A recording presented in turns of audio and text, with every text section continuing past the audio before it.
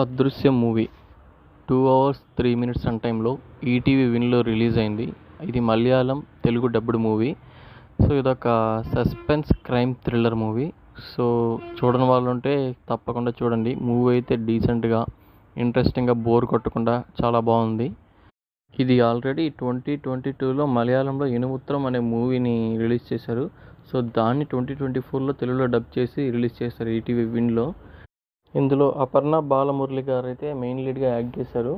So first half చాలా interesting ఉంటుంది. Second హాఫ్కి వచ్చేసరికి నాకు కొంచెం రొటీన్ అనిపించింది. సో మెయిన్గా స్టోరీ కంటెంట్ ఏంటంటే, మూవీ స్టార్టింగ్లో అపర్ణ బాలమురళి గారు పోలీస్ స్టేషన్కి వచ్చేసి తన ఫ్రెండ్ అయిన వివేక్ని తనే చంపేసి అడవిలో ఒక ప్రాంతంలో పూడ్చిపెట్టేసని చెప్పి కంప్లైంట్ ఇస్తుంది. సో అది కూడా స్టార్టింగ్ ఎస్ఐ ఏఎస్ఐ వాళ్ళకి చెప్పదు, డైరెక్ట్గా సిఐతో మాడతా అని చెప్పి వెయిట్ చేపిస్తుంది.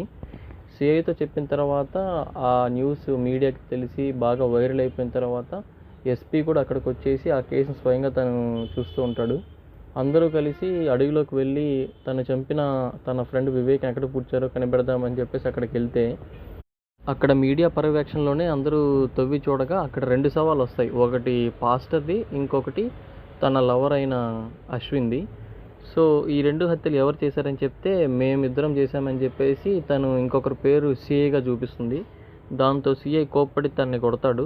సో అక్కడితో ఊరి ప్రజలందరూ ఆల్రెడీ ముందు రోజు జరిగిన ధర్నాలో పోలీసులు జనాల్ని కొట్టడం వల్ల ఊర్లో ప్రజలందరూ పోలీసులకు అగెన్స్ట్గా ఉంటాడు. పర్టికులర్గా సిఐని అయితే చాలామంది గొడవ పెట్టుకోవడానికి రెడీగా ఉంటారు.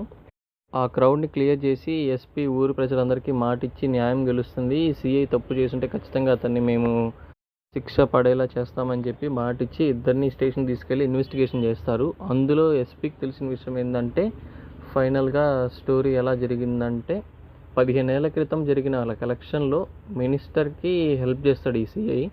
సో అందులో గొడవల కారణంగా ఒక మర్డర్ చేయిస్తాడు ఒక లారీ డ్రైవర్తో.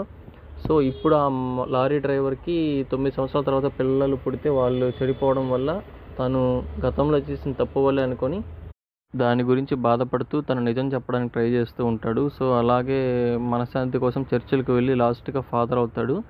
ఒకరోజు సిఐకి ఫోన్ చేసి నిజం చెప్పేద్దాం అనుకున్నప్పుడు ఆ రోజు అడవిలోకి తీసుకెళ్ళి వద్దని చెప్పించడానికి ట్రై చేస్తాడు. కానీ తను వినకపోవడం వల్ల పాస్టర్ని చంపేస్తాడు.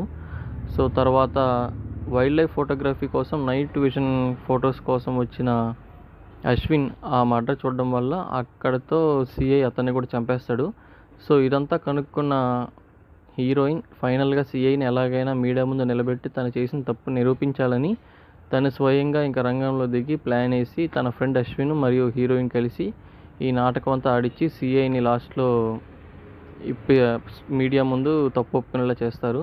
సో ఫైనల్గా ఎస్పీకి కూడా జరిగిన విషయం తెలిసి హీరోయిన్ హెల్ప్ చేద్దామని ఆ మినిస్టర్కి అగెయిన్స్ట్గా మాట్లాడుతూ ఫైనల్గా మినిస్టర్ చేతే సిఐని చంపించేలా ప్లాన్ వేస్తాడు నైట్. పక్క రోజు అందరూ దాన్ని చేసిన తప్పు ఒప్పుకున్నందున మొహం చూపించుకోలేక సూసైడ్ చేసుకున్నారని చెప్పేసి కేసు క్లోజ్ చేస్తారు. సో ఇంతటితో మూవీ కంప్లీట్ అవుతుంది. బేసిక్గా చిన్న స్టోరీయే, కానీ సెకండ్ హాఫ్ అంత ఇంట్రెస్టింగ్ అనిపిస్తుంది. స్టార్టింగ్ సీన్స్ మాత్రం చాలా బాగుంటాయి. సో ఎవరైనా చూడకపోతే ఒక్కసారి వాచబుల్ అంతేను, మరీ ఎక్కువసార్లు కూడా చూసేంత ఇంట్రెస్ట్ ఉండదు. So thank you guys.